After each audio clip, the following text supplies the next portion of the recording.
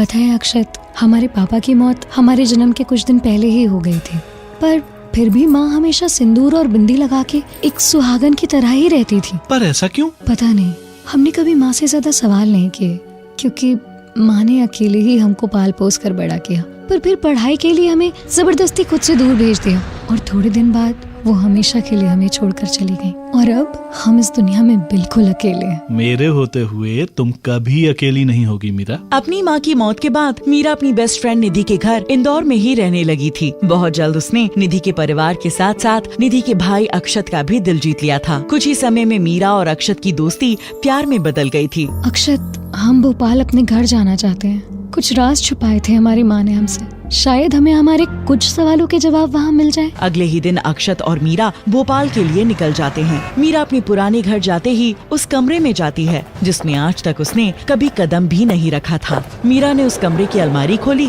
और उसे एक डायरी और एक तस्वीर मिली। मीरा ने जैसे ही वो तस्वीर देखी और डायरी पढ़ी, उसके होश उड़ गए। डायरी में लिखा था, मीरा, मुझे माफ करना कि मैंने तुम्हें खुद से दूर रखा, पर ये मेरी मजबूरी थी। मेरे जाने के बाद एक और इंसान है जिससे तुम्हें हमेशा दूर रहना होगा और उससे बच के रहना होगा। क्या?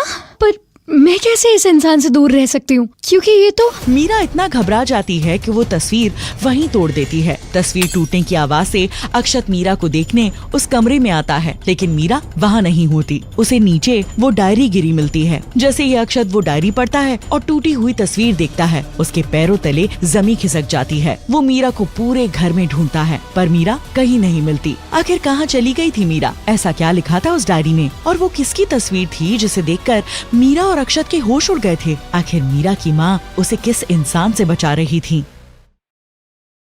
यहाँ पे बस इतना ही।